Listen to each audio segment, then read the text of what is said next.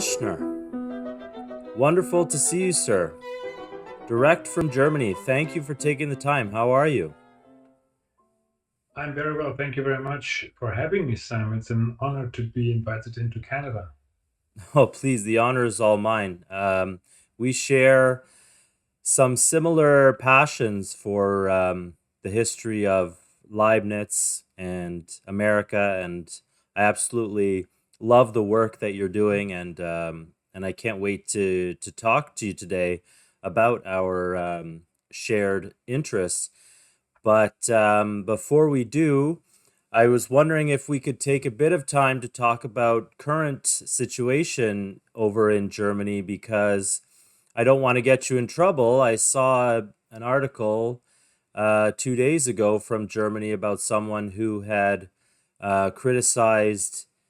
Um, oh, who was it now? It was they called they called some government official incompetent or something.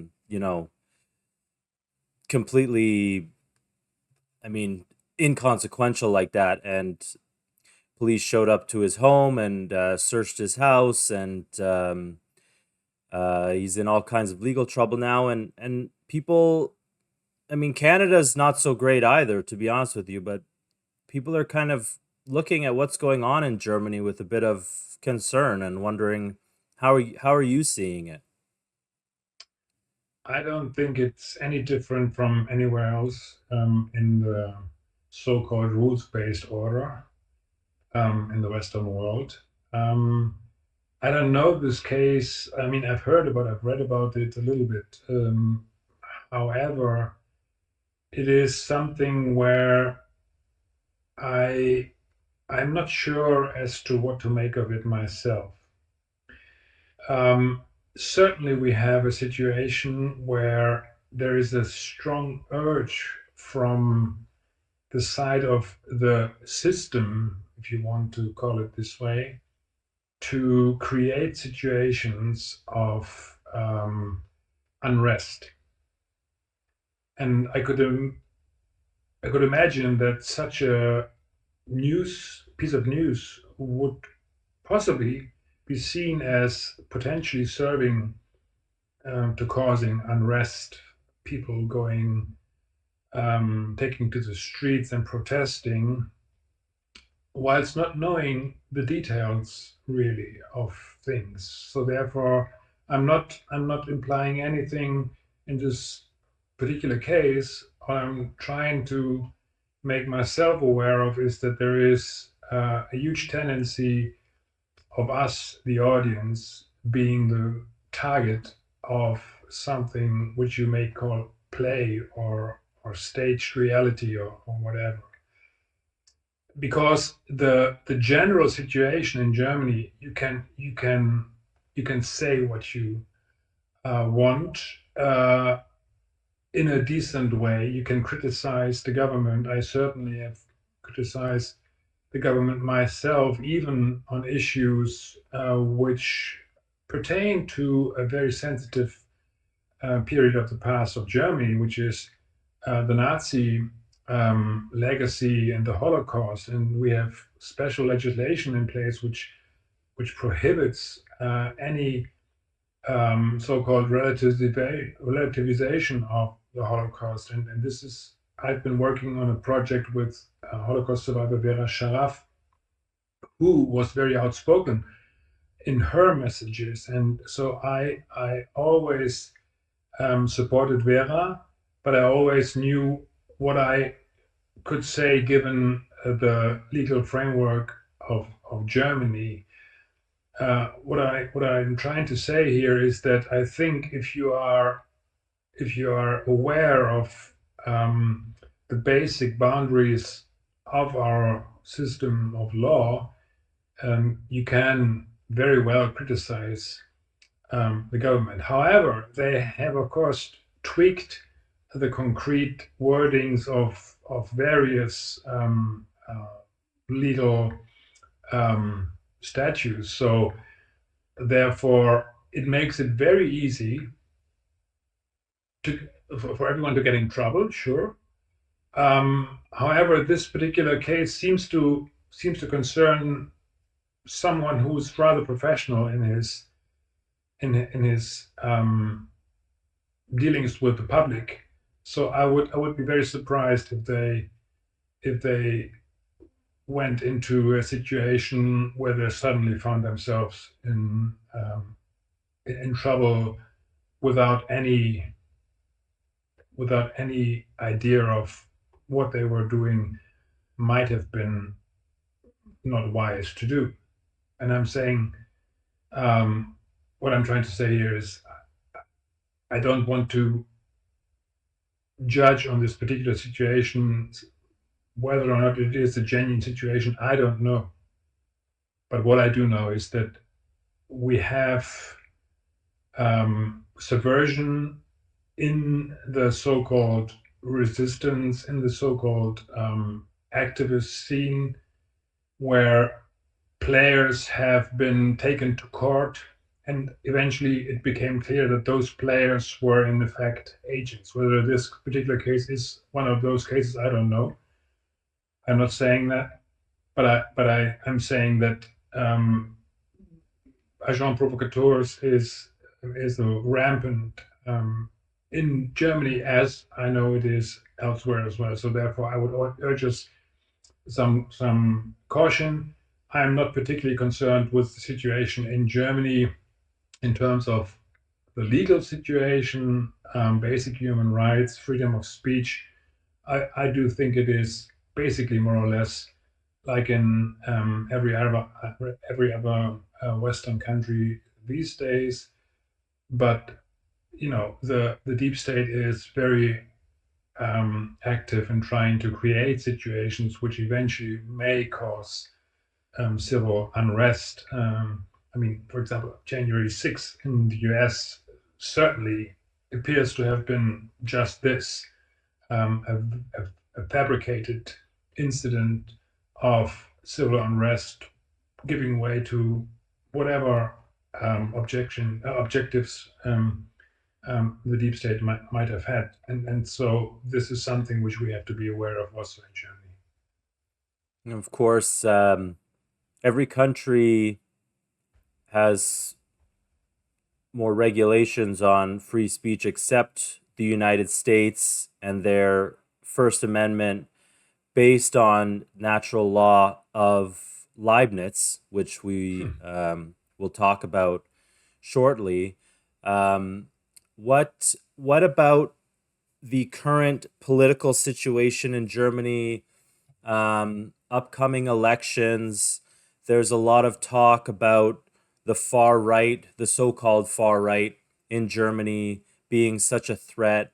We've seen in other European countries recently that the EU, almost in a ham-fisted kind of way, just steps in and annuls the results of elections that it doesn't like the results of. How do you see the future political situation in Germany going over the next few years, given the unpopularity of the current government, the unpopularity of the Ukraine war, and I just saw recently Germany is resuming arms shipments to Israel. Is that causing unrest in Germany? How's that going over with the population? Give us your thoughts. Well, from what I can see, um, the the general public is pretty tired of political shenanigans, and there's little tendency of even going out for protest in those issues where one might think protest worthwhile, right? So showing up on a major square in Berlin, for example, calling for peace would be and should be an objective worthwhile, for one to go out and show your own commitment to this cause. And Germany is German public is pretty tired of doing even that, which tells us something, I believe. The the tendency of making governments appear unpopular is also something which is not new. It has been, I mean, even talking about how the Nazi regime was put into place was by way of exactly this, people being really fed up with unpopular governments in desperate economic situations. And the economy is also worsening in Germany as it is in Europe, but maybe even more in Germany because Germany used to be economic powerhouse of Europe, which is at this moment it is not any longer. Right. So therefore we are in troubled waters for sure. And if we are not aware of what is at stake and what may be um, going on in terms of tweaking and twisting and faking situations, we might find ourselves in very big trouble. However, at this moment, I don't see any particular danger for Germany or for the German public, and the far right issue of German opposition has been just one case in point of what I just said, where we have a situation where all the previous governments, be they green, so eco-leftist, or be they socialist, or be they conservative or liberal, all of them have completely blown their parts and really fumbled and messed up things. So therefore, what is left is only one opposition force for people to turn to hope for change. And unfortunately, this is a position which has been branded and uh, and directed into a far right position. And I'm saying it has been directed into a far right position because it didn't used to be that way. So therefore, from a perspective where you are not a player who's interested in nation states, for example, this would be very much in your interest to have this for Germany as a major European economy and political player drifting once again into the far right, and this, of course, then having serious consequences for civil unrest because the majority of Germany does not want to be connected to anything far right ever again. This is Hmm. sure. So if the only opposition force happens to be a far right party, what is this going to lead to? It's going to lead to exactly that what you want to maybe have, which is civil unrest from an internal point of view. Um, and we have to be aware that Germany has a proven track record of the intelligence services of the state, right?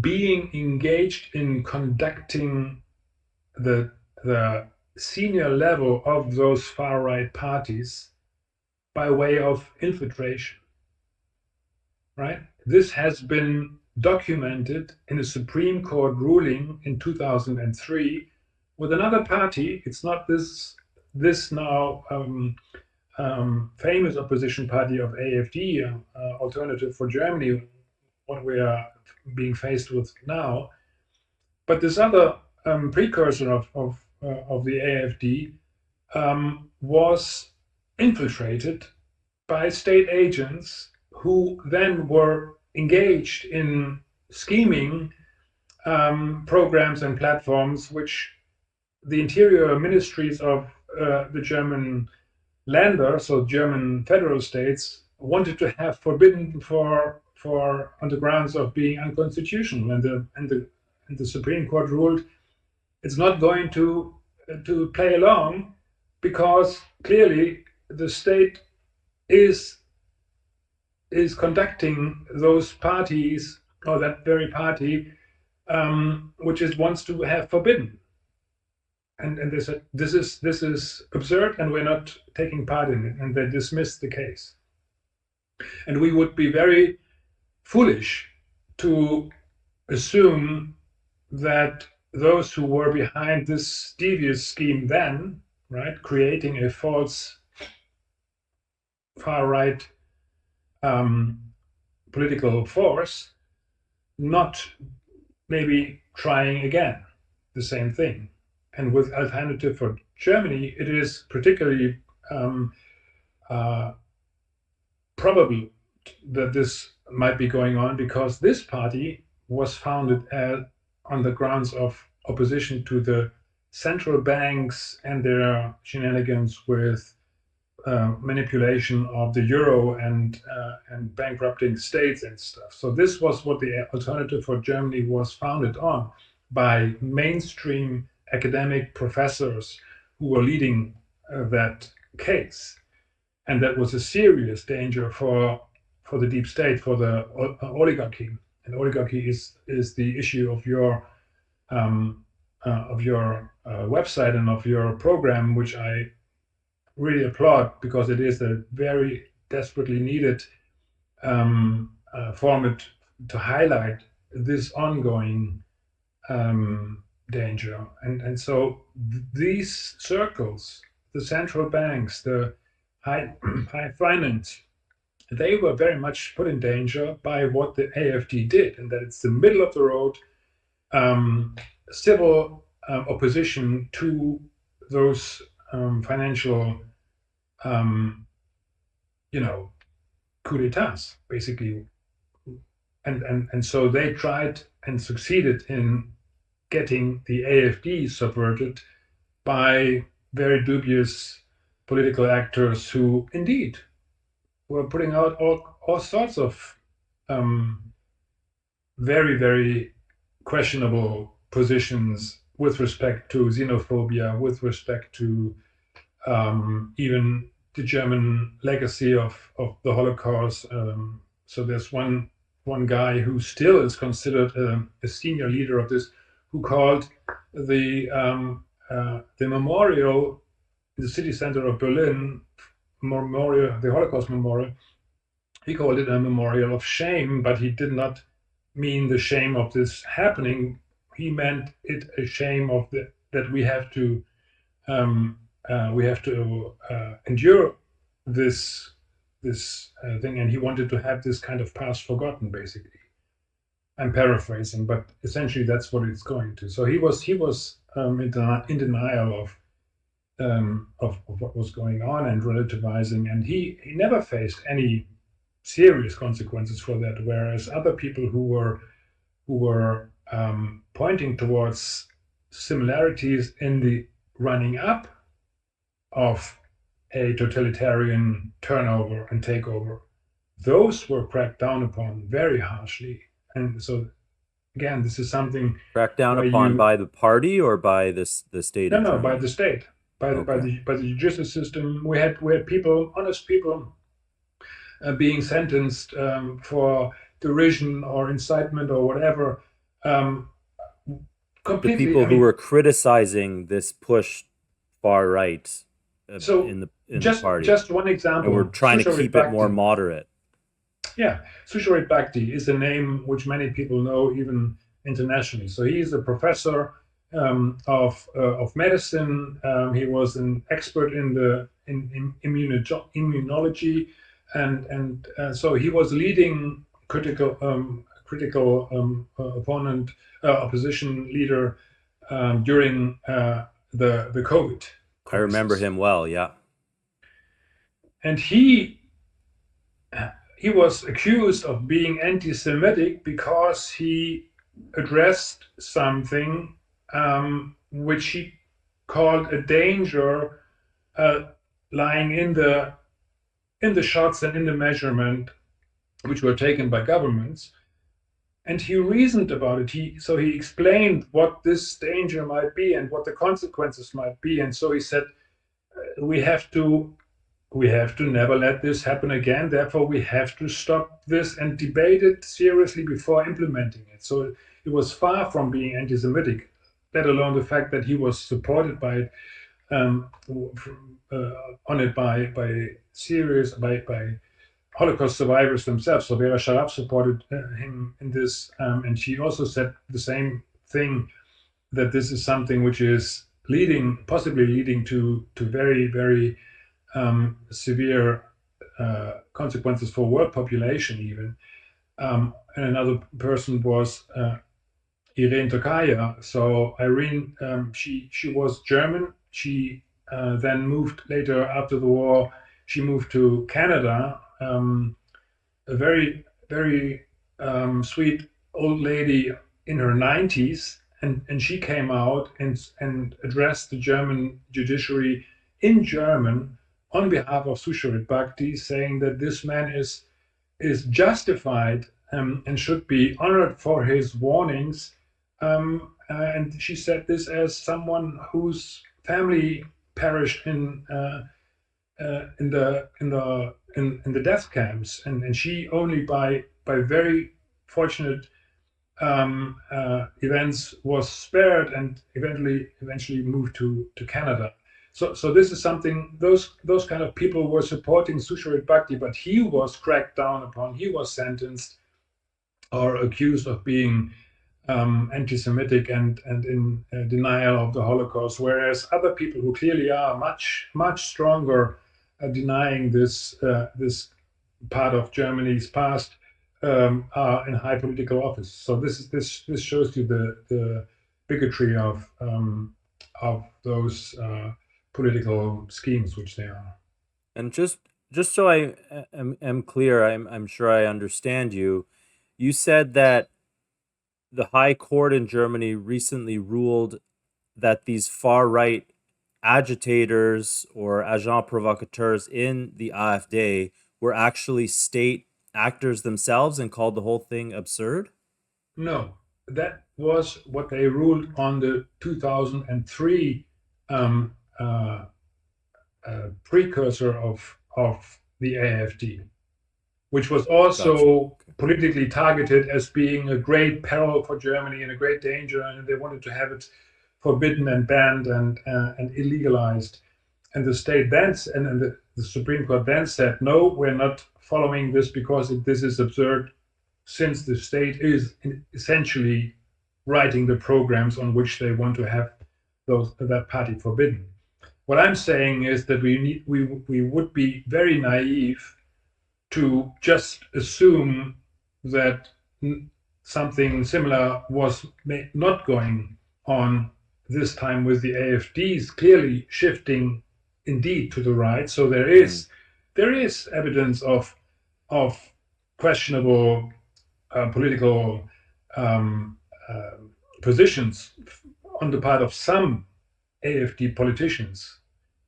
The majority of those who are in the AfD in the parliament now, those are people who came to the AfD just because it was the only party who was at least a little bit critical of what is going on. So they are decent people for the most part, but they are members of a party which, from the top, is very very likely not as genuine as it wants to be um, seen as being. And you and I both admire the more moderate tradition in Germany of the late 1800s, the Friedrich List tradition in Germany, the Zollverein, the adoption of American system principles, and indeed great kinship between Germany and America during this time as Otto von Bismarck broke with the British free trade system and explicitly adopted the American protectionist system. Is there any heritage of that left in Germany? I mean, I know that the Zollverein must still be historically important because even I learned about it in history classes over here. But what is in Canada we don't really have much heritage like that, so I don't know um, of any historical legacy like that in Canada. But what's it like in terms of heritage in Germany? it's all but forgotten, I would say. Hmm. Very It's sad. all but forgotten because uh, let's not forget what you did not have in Canada either was this kind of dramatic breakup of public order twice in Germany in 1918-19 and then in 1945 with 1933 being another breakup, but in a different way. Each of those having having had a toll, right? It demanded a toll on the German public conscience and on the German um, psyche, I would say, and so post World War II Germany has been completely uh, streamlined in a narrative or in a heritage which is it has forgotten the tradition of the Zollverein. It has forgotten the tradition of Schiller. It has forgotten the tradition of Leibniz.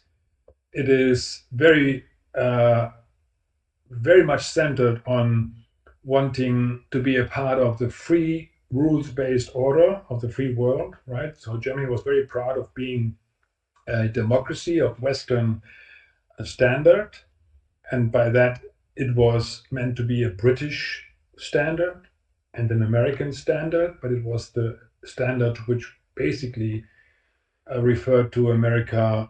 Um, well, I wouldn't say after JFK, but certainly after Franklin D. Roosevelt. Germans don't know about Franklin D. Roosevelt. Um, they don't know about Abraham Lincoln.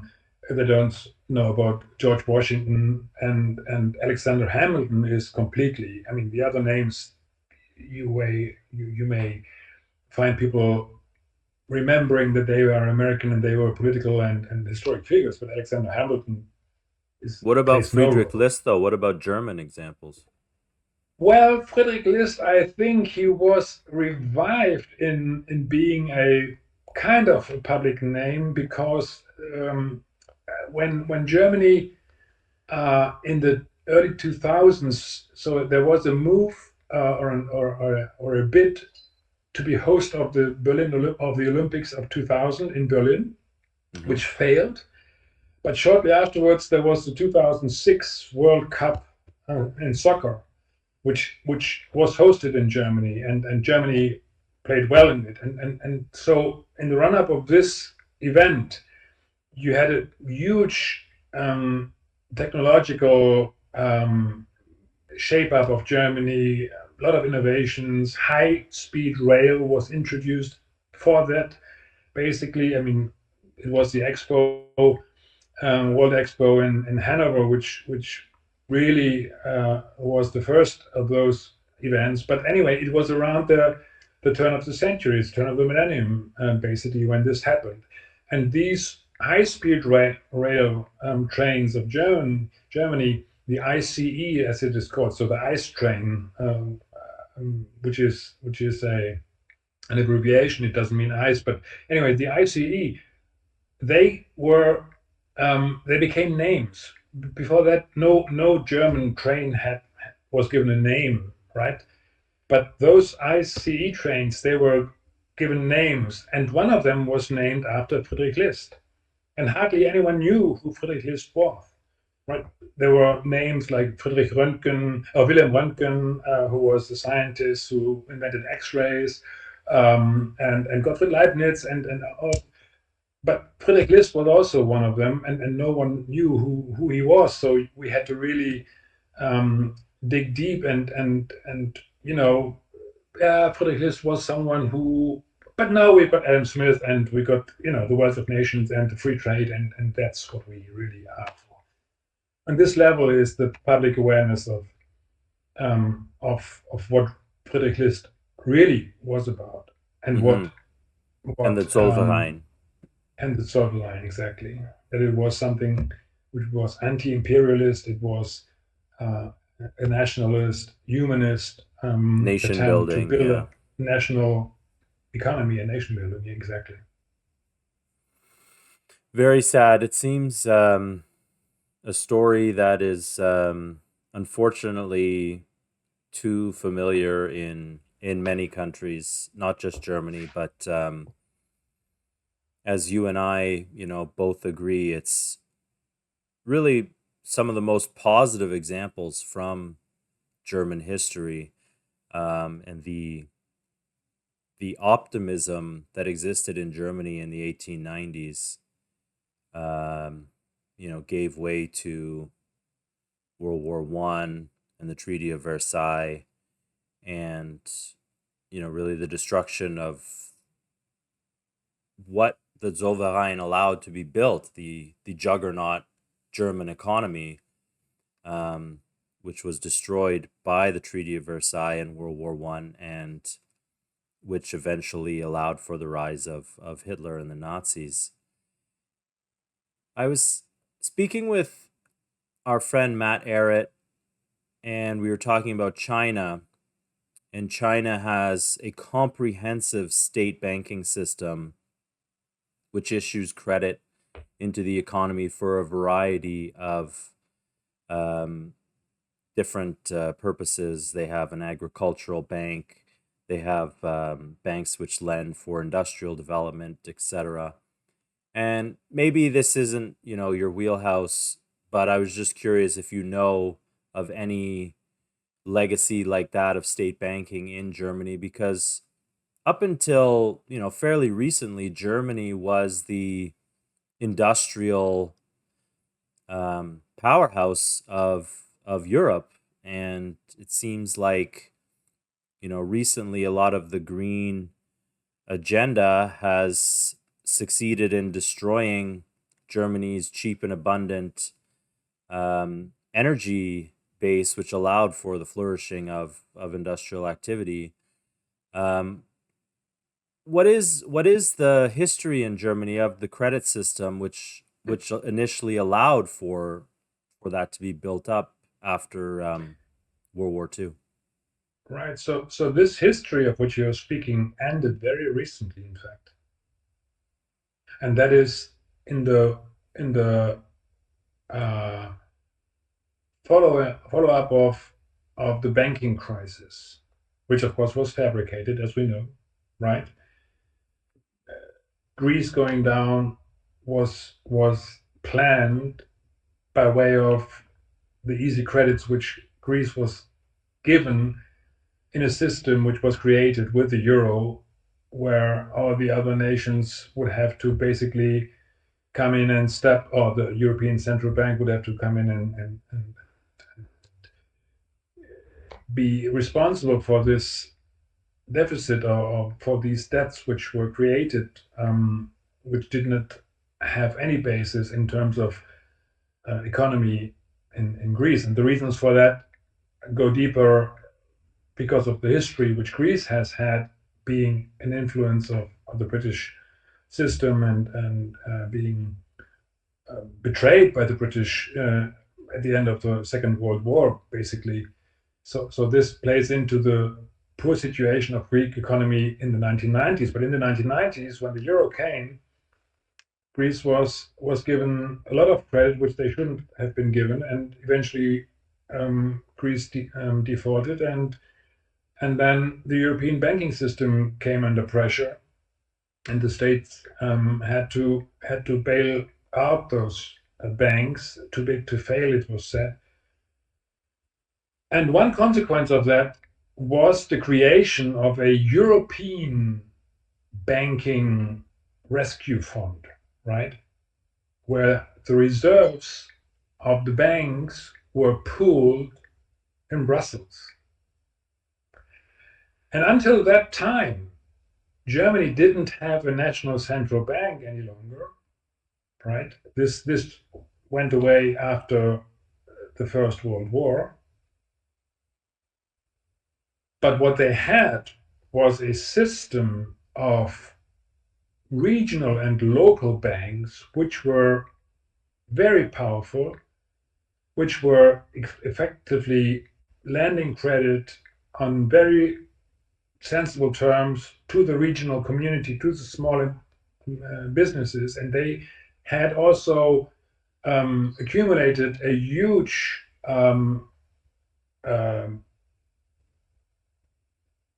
mass of capital from their successful banking, with which they could, for example, now in a situation of economic downturn, they would have been able to provide credit for the regional economy. This is not possible any longer because um, the German government, the European community, the Eurogroup, and one leading one leading protagonist in this was the former finance minister Wolfgang Schäuble, who is uh, who is a very interesting character because he was a target of an assassination plot in 1990 when he had been negotiating the details of the unification of Germany.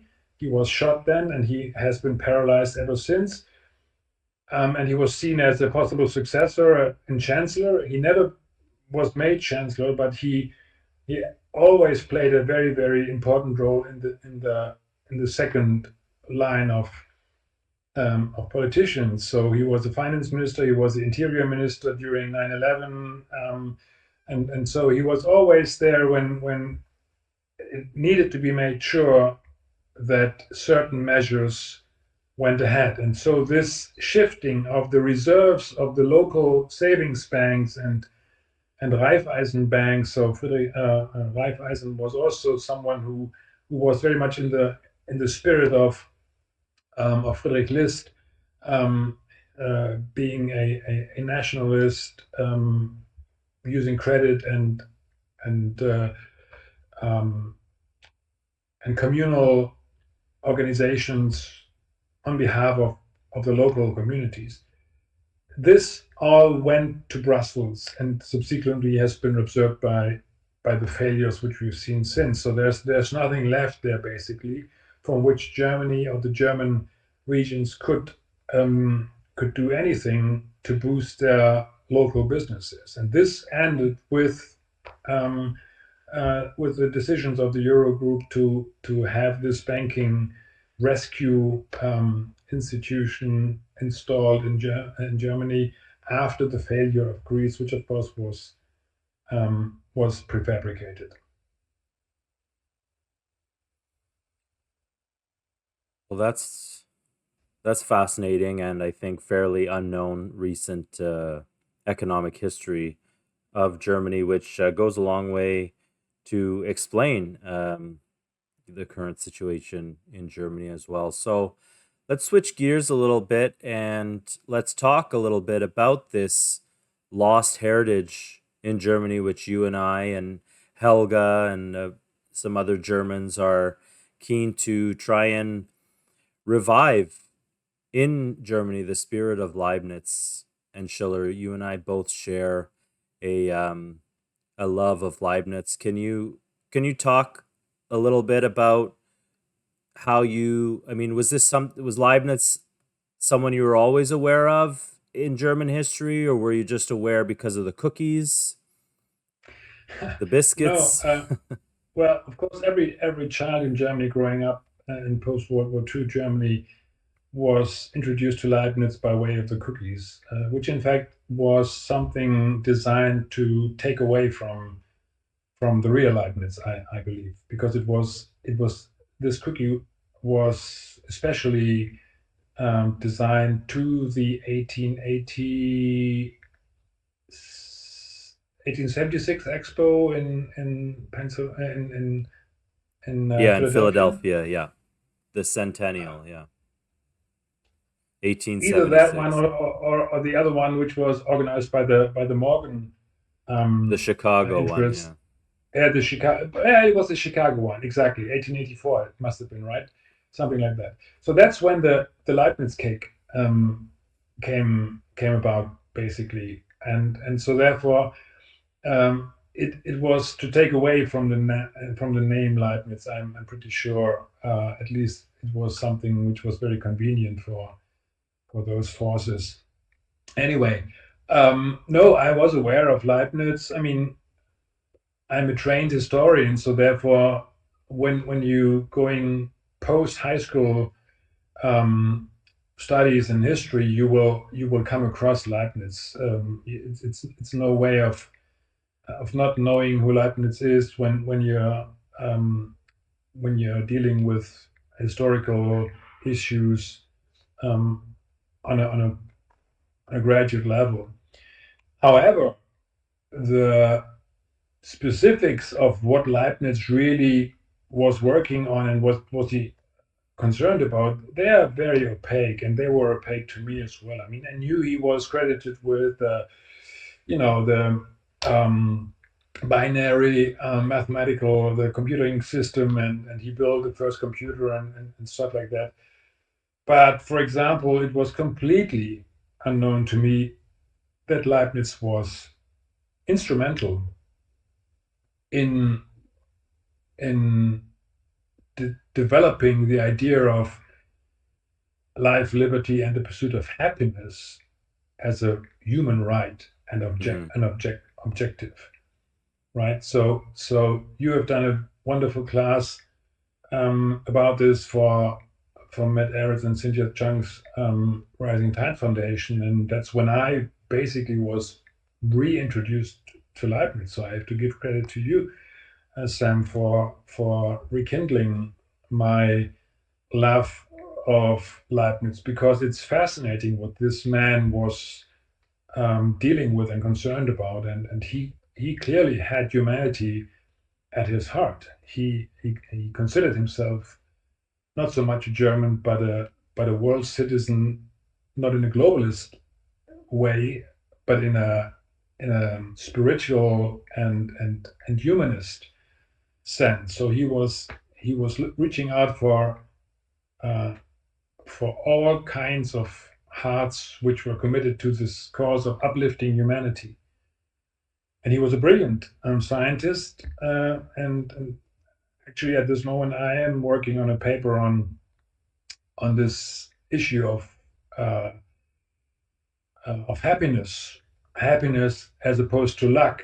So in English, it is a little bit different because there are um, vocabulary which are distinct from one another much more than in German. In Germany, we have Glück and Glückseligkeit.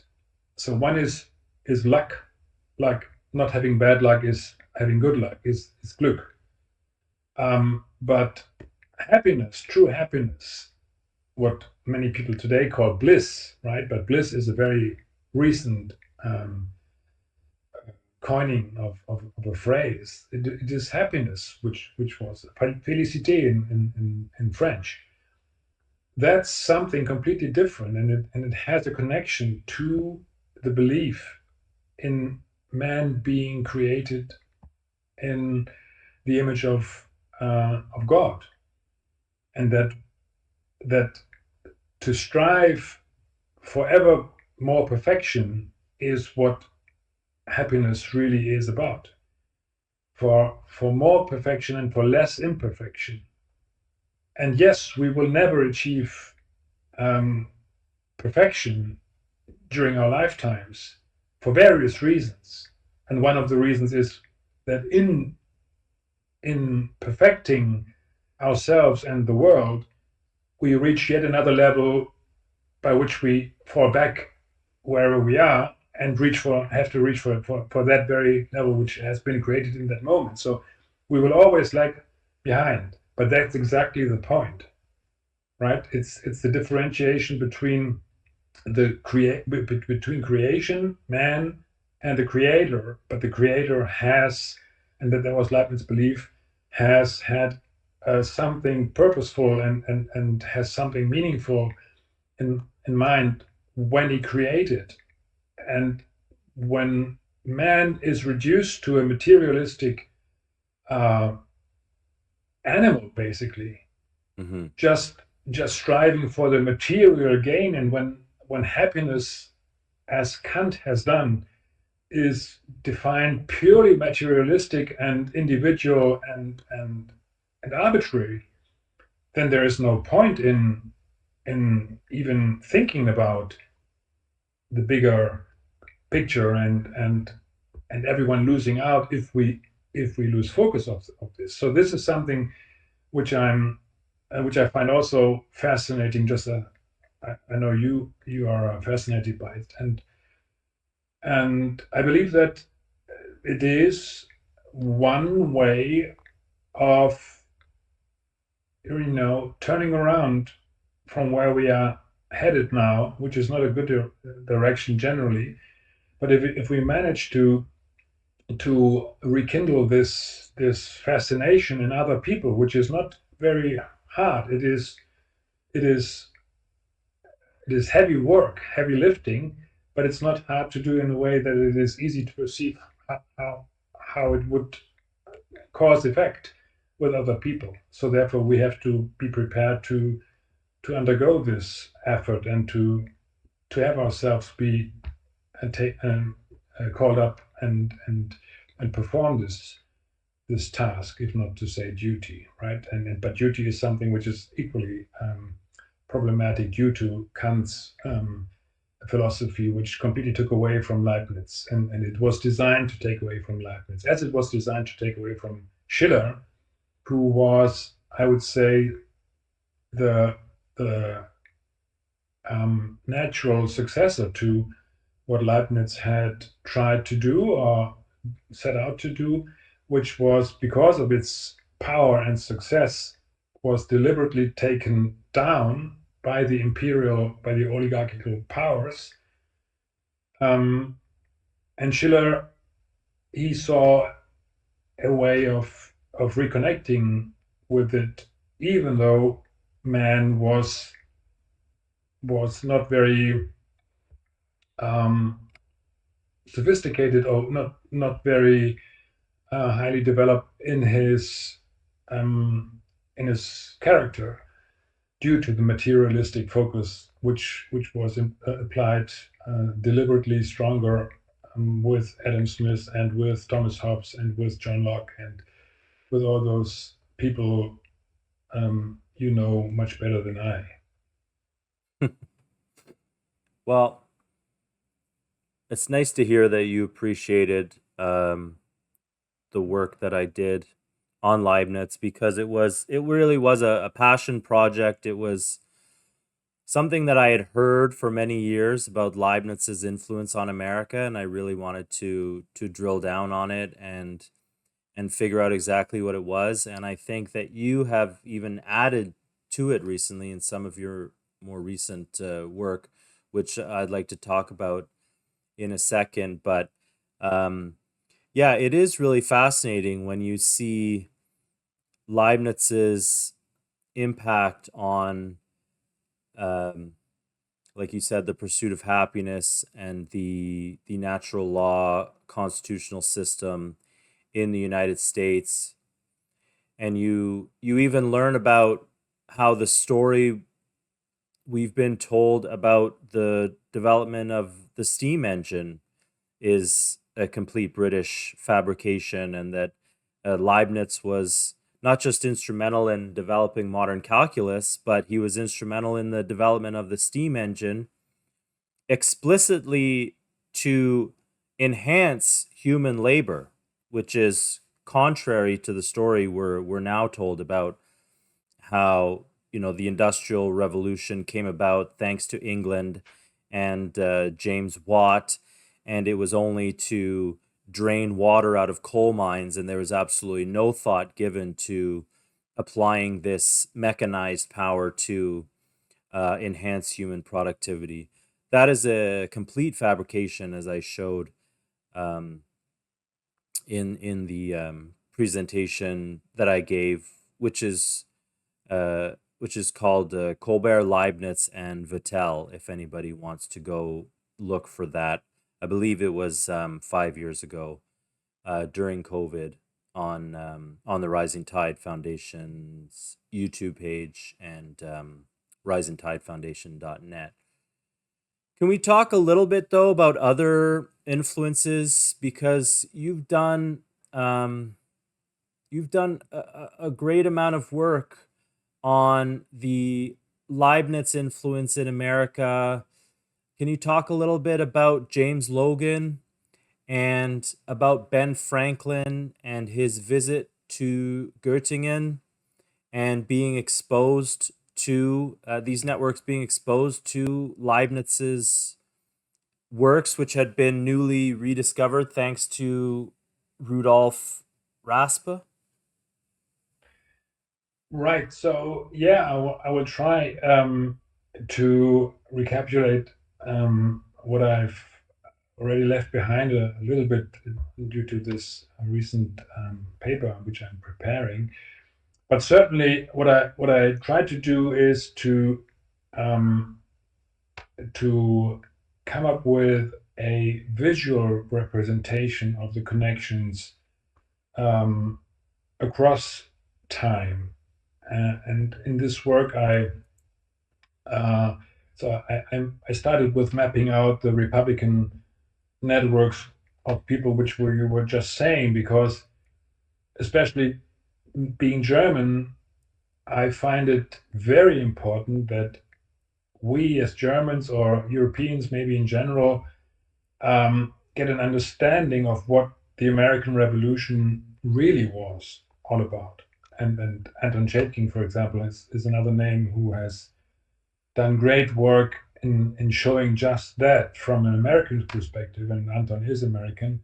I am not American, but I consider myself um, very much American with regards to the ideals which Franklin and all the other founding fathers um, have pursued and have laid out, and it fills me with some form of national pride, if I may be so bold to see that Leibniz had a very very important role in that by way of his networks.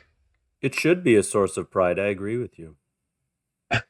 Yeah, well, but then again, it is one way or another. It is a coincidence of where we are born, and basically we are all human, and therefore we can all be proud that this is something which humanity has Hmm. managed to bring about, and be they Leibniz or Franklin or other great minds. That's, I think, is the reason to be proud about, and to spark um, more energy in trying to contribute, like Schiller said, right?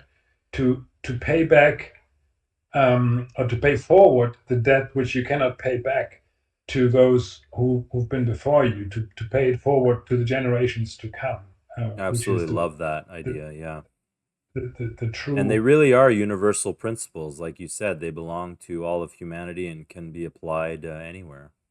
Absolutely. And Schiller, I mean, talking about Schiller, he that was something which I learned during this work of conducting the Republican networks. He was very much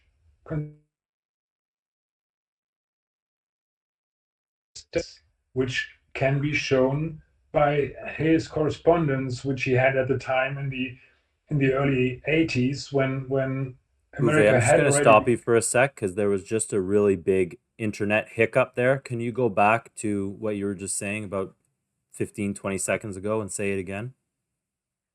So what was the last word you heard? What you were just saying about Schiller. Right.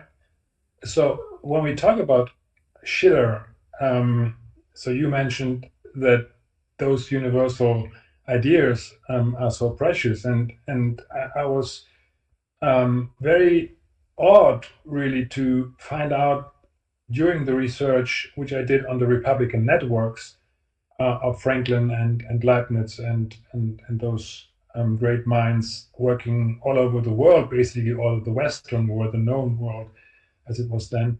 Schiller was seriously considering emigrating to the United States in the early 1780s. So he had his problems following publication of his work. He wanted to be a poet and contribute in this powerful way, which he later laid out uh, uh, in his writings about drama and the purpose of drama and in educating people and the aesthetic letters, basically.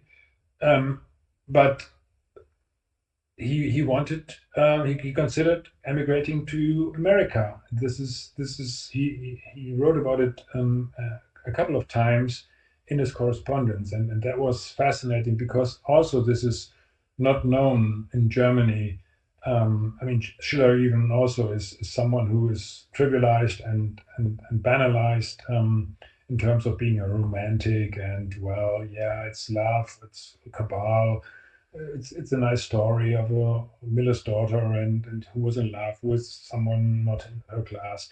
But what it really was about, and it's deliberately kept out of the picture, and so therefore that was fascinating to reconnect with the same core values and humanist principles, universal principles, which were at Schiller's heart and which were at the heart of other people who were later working, um, as you said. So and Franklin, for example, he was very well aware of what Leibniz was trying to do during his lifetime, and that was to bring about the change in the minds of the rulers of the day, which were the aristocrats. And Leibniz was not so much a Republican in this sense that he did not want to, abolish monarchy or so, but he wanted to educate the monarch, Peter the Great of Russia, and Ernst Augustus of Hanover, the father of George the First, and eventually he failed, of the German emperor of the time in Habsburg. So he failed in that. He was bypassed. Let me say, put it this way, and this came about because he did work. He was commissioned to do work for the Elector of Hanover, Ernestus August, who was at the time wasn't even Elector of Hanover, but wanted to become a senior politician inside the German system. And for this, Leibniz was commissioned to do historical research on the origins of the Welfs, right, of the House of Hanover, who were Dukes of Brunswick, and the Dukes of Brunswick were kings of Saxony and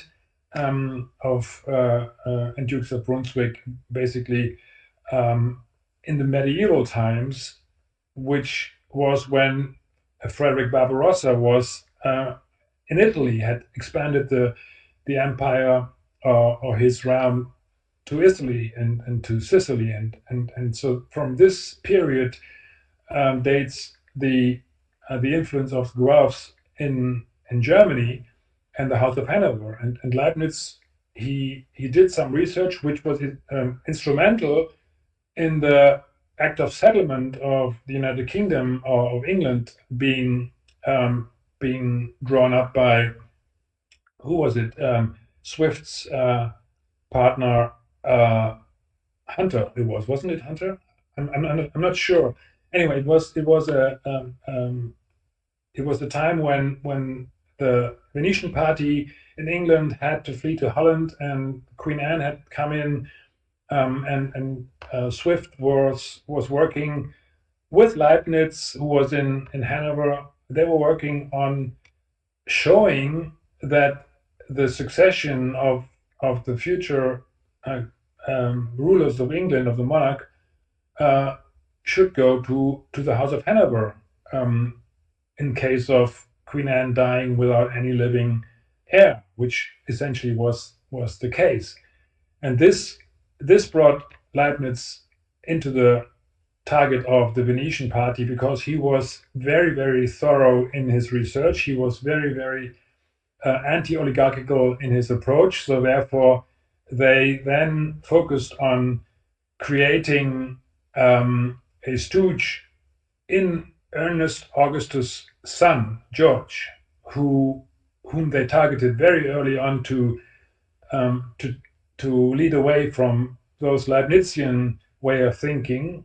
So George's mother, Sophie, who would have been queen had she not died mysteriously or incidentally before Anne died, and had she become queen, Leibniz would very, very, very likely would have been made the British Prime Minister of England, with a lot of influence over trade policy, East India Company, and all this stuff. So therefore, you can see why he would have been a threat to the oligarchy, and why it would have been convenient for them to make sure that the next in line, George, would be not so much inclined to aim for the great humanitarian goals of Leibniz, and rather go for pleasure and materialistic um, riches, which is what they succeeded in doing. And so therefore, this was the time when he was targeted, and he was then, his estate, when he died in 1716, Leibniz's estate was sealed by the king. It wasn't accessible until Raspe, as you said, later in the 1750s, 60s, was able to come up with it again. And that was the time when, of course, Benjamin Franklin, who had been around in London just after the time of Leibniz, with the Hellfire Club and all this, so he immediately understood what Leibniz power was all about, and therefore I can completely understand why he would have wanted to go to Göttingen and talk to Asper and see what he could find about Leibniz's thoughts and papers. For anybody who is curious about what we were just discussing, the Guelphs and the Ghibellines, they were the two Venetian factions, and the Venetian takeover of first Holland with the first central bank and the Dutch East India Company eventually moved across the I don't know if it's the English Channel from Holland, but It is, yeah. Mhm. moved into England, um, and you got, of course, they moved in 1688 with the Dutch William and Mary, and what is it? 6 years later, you had the Bank of England established, and the creation of the British East India Company, and Benjamin Disraeli, who was a British Prime Minister, wrote a book called Coningsby, which you can go and read if you're interested to learn more, where he explicitly lays out this Venetian takeover of England, and explicitly says George I was groomed to be a doge, and a doge being the Venetian political leader. Um, Without power.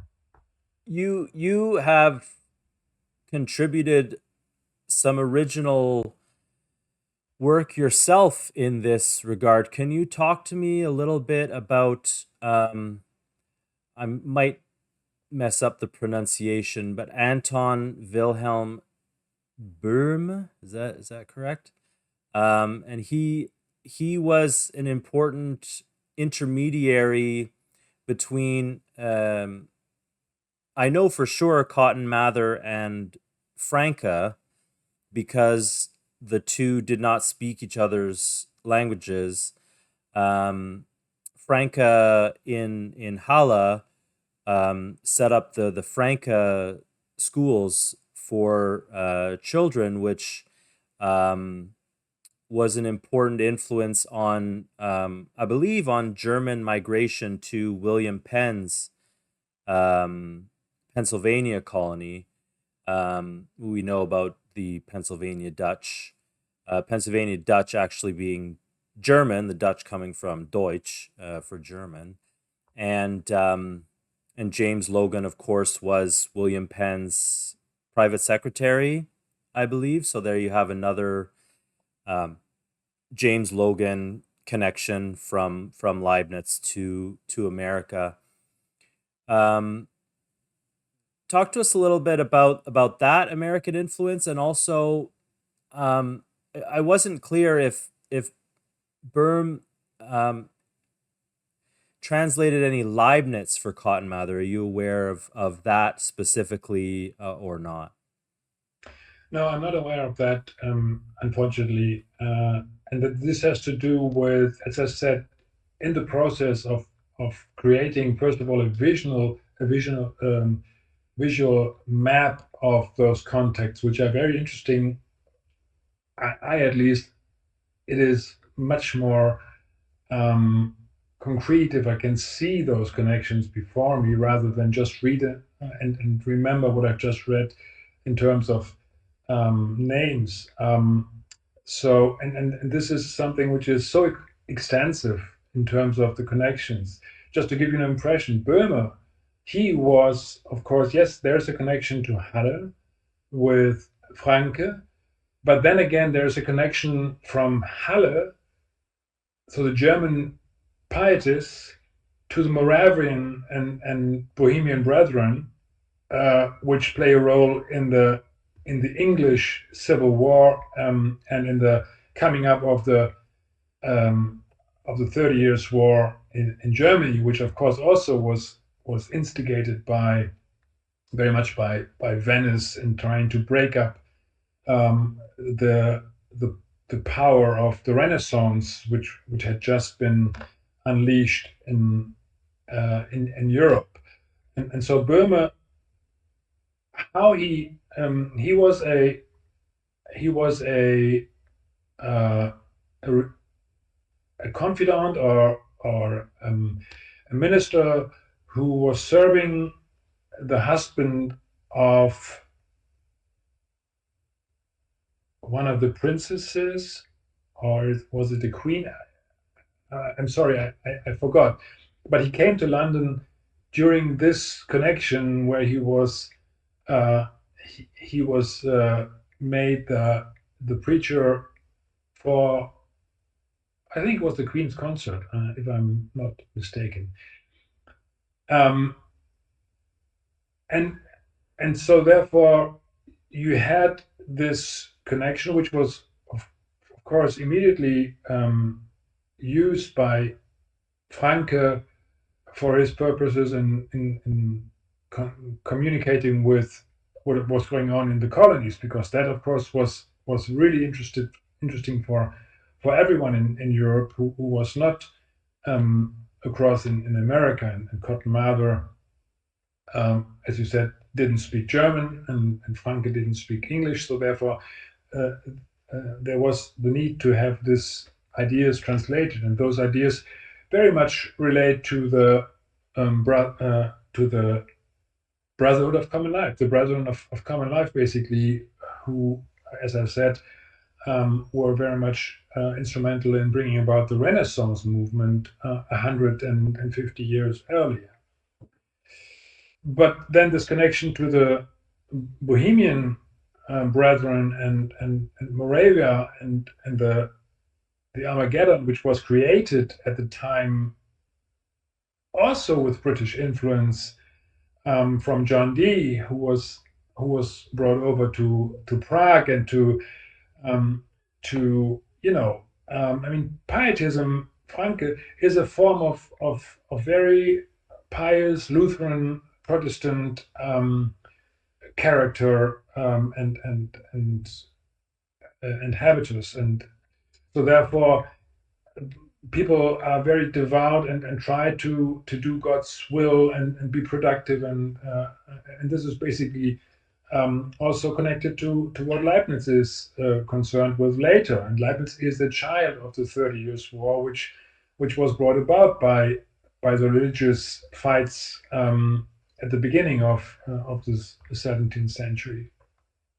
So in this way, it's also fascinating to me that how one current of events which caused the tragedy eventually led to some swing back, some amendments, if you want, in terms of philosophy and religion and economy, even so, in this political sense, with what came about in the Americas from that.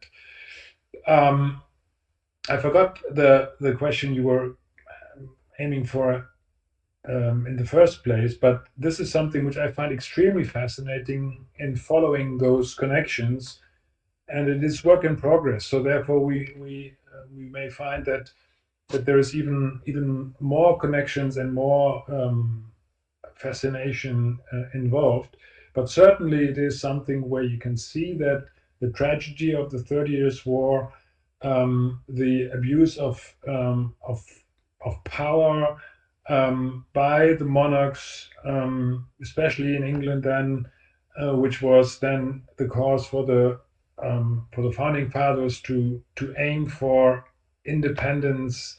Eventually, how this was taken up and promoted by people in Europe.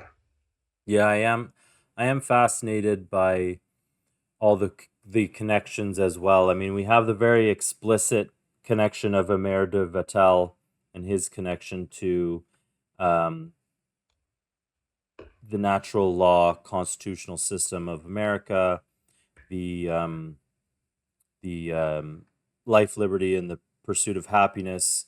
It's a very Leibnizian principle, which is taken from Vattel's work.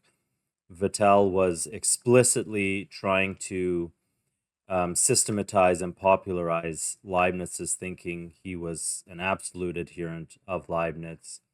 And you have these connections, which you've just documented, to Cotton Mather, and Ben Franklin was absolutely a protege of Cotton Mather. Ben Franklin There's said, another "If I name. have done anything good in my life, it is because of reading Cotton Mather's Essays to Do Good." There is pretty good evidence that Cotton Mather recruited Ben Franklin as a spy to go over to England and spy on the Hellfire Club's networks and all of the depravity in the British Empire.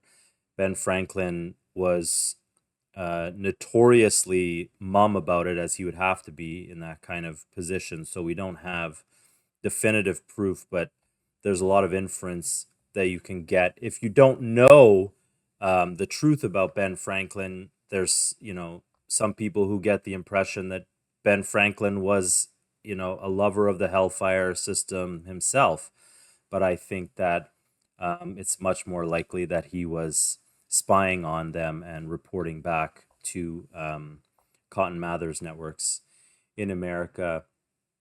And you have, of course, the Göttingen visit, 1766, a decade before 1776 occurs. You also have the James Logan connection to William Penn. You also have William Penn direct connection to Leibniz because William Penn was in Colbert's France at the same time as Leibniz. Um, but James Logan was reputed to have the most comprehensive, learned library in the colonies before the Revolutionary War. And we, in fact, have the list of books that he had, and he had several of the works of Leibniz, which people like Ben Franklin and other founding fathers made tremendous use of borrowing his books. So you also brought up a new one to me, which I found fascinating, which was Christian Schubart and his connection to the American cause. He explicitly wrote a poem, which I'm glad you brought to my attention, against oligarchy, where he specifically names oligarchy as the real poison. Can you tell us a little bit about your discoveries about Schubart? Because I Yeah, really enjoyed learning about him from you. right. So Schubert, of course, is instrumental in Schiller's um, uh, biography because Schubert was the father of a schoolmate um, of Schiller's, who both of the boys were pupils at the Academy of the Ducal Academy in Stuttgart, and that's how Schiller became introduced to Schubert's thinking. Schubert himself was a poet, but was not that kind of a poet like Schiller was in terms of his sophistication of language. His German is well, it's older, so he's 20 or 30 years Schiller's senior, but it's also coarser. However, he's very dedicated to the issue of freedom, personal freedom, and therefore he's critical of the Duke, which um, influences Schiller greatly in his thinking. And then eventually, when Schubert is imprisoned for calling out the selling of German soldiers to the British Crown in order to fight against the colonists who were aiming for nothing else than independence and their way of conducting their own business in their pursuit of happiness, basically, right? So then Schubert gets incarcerated for 10 years, the kind of, well, maybe Lafayette later had even a little bit more darker dungeon experience, but Schubert's was pretty dark as well, and he served a full 10 years. So therefore you can imagine. But Schiller was taken to visit Schubert even during his term under false names, and this made a great impression on Schiller, as it also made an impression on Schubert again, and his dedication for Schiller's work.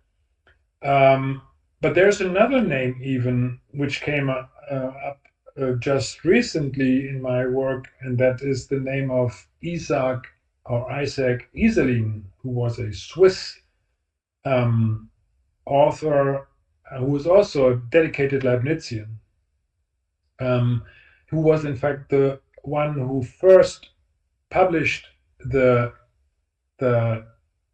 Declaration of Independence in German in full in 1776, and he was in contact with Sam Adams. So this is also something which is of great interest to me, reading those papers. So Iselin, he was from Basel, and he was in touch with Mendelssohn and with Friedrich Nicolai, who was Mendelssohn's publisher in Berlin. He was decidedly anti-Lockean, anti-Hume, and anti-Hobbesian, anti-Rousseau, anti-Voltaire, and he published about on it in his own magazine, which is called Ephemerides or Human Ephemerides, and was published in the 1760, yeah, in the late 1760s or early 1770s. Um, he published his own magazine, in which was one source of news. I believe also Schubert may have learned about America in the first place. So therefore you see that those intellectuals, those poets, those jurists. So I mean, de Wattel and Iselin were lawyers. They were impressed with Leibniz's um, legal philosophy, also the way in which the individual happiness, for example, was connected to the collective happiness, and that's something which many people seem not have a good easy time to understand this, whether it is collectivism or individualism or whatever, and it's essentially it's both dimensions which are essential to this idea of happiness, because in Leibniz's time we had the French concept of the common good, um, Bon General, or I forget the French name. Anyway, and this is something which can, of course, easily be absorbed by the absolute monarch to say what I decree is in the common good, and in the great scheme of things. But therefore, it is essential to have this idea of individual happiness, which is a human right to pursue. The But that is nothing material. It's something aiming for spiritual perfection, for thinking. That's what Leibniz lays out very, very clearly, which Kant never gets, or which Kant deliberately um, neglects. But on the other hand, it is as easily then shows and develops for the Swiss constitution, or at least the first draft of the Swiss constitution, is the connection between individual happiness and collective happiness, because um, one is not possible without the other. So the individual has to have the collective good, or the collective happiness in mind, and aim for perfection of the society in the same way as they aim for their own perfection. Well, anybody who is interested in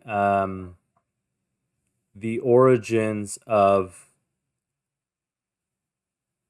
say, the American notion of your inalienable rights, which is something that is uniquely American. I don't know that it exists in any other country in the world. These are explicitly Leibnizian principles, that they descend from Leibniz's writings on natural law, and it is something which America is heavily in debt to Leibniz for, and unfortunately, a legacy in America that is long lost. Most Americans are not aware of, um, and hopefully, we can do something here to try and revive. I just wanted to read the oligarch's poison, the Schubert poem that you resurrected.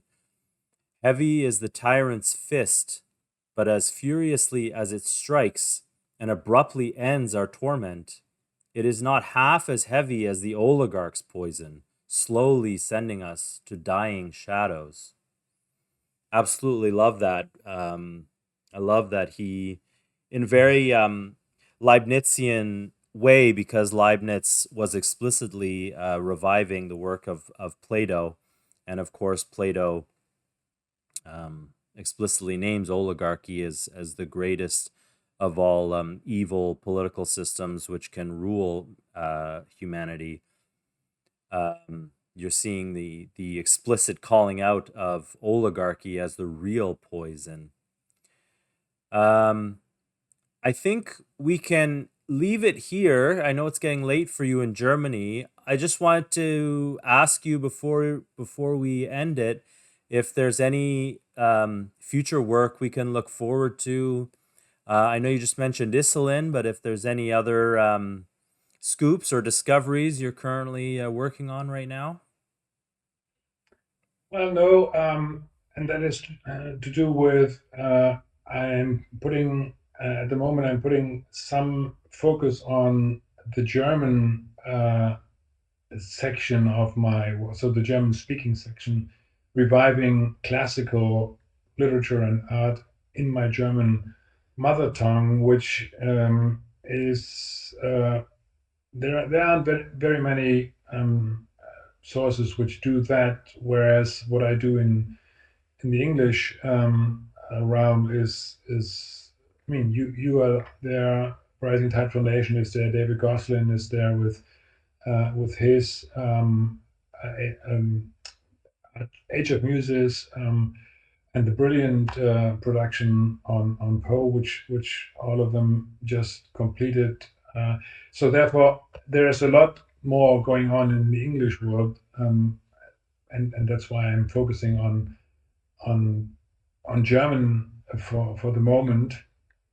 Uh, I have a piece which is still not finished, which deals with the more recent history of the European idea and European Union, and I need to finalize that and to get it off my plate, which is also in some way interesting because it connects the Kalergi, so the Venetian family of Kalergi, with the Dutch Belgian Coudenhove clan, who were Austrian diplomats eventually, but who were, as I said, from Dutch, Belgian, German origin um, in the first place, who matched up with the Venetian branch of Kalergis. He he was considered, or is considered, the father of the European Union. Uh, of course, this ties into the movements of young Europe and young America, and so therefore there's something shady about it right from the get-go. But what is not very much known is um, the concrete setting up of Europe after World War II with Kalergi, but also with Walter Hallstein, for example, who was a German diplomat who who was very successful during the Nazi period and happens to be successful afterwards. He was called upon by Adenauer to be his secretary for the foreign policy before Germany had a foreign secretary. Um, and with Otto von Habsburg, and there we have another name which we know. So those guys Hmm. were seen very much like being a democratic European stronghold and tradition founders.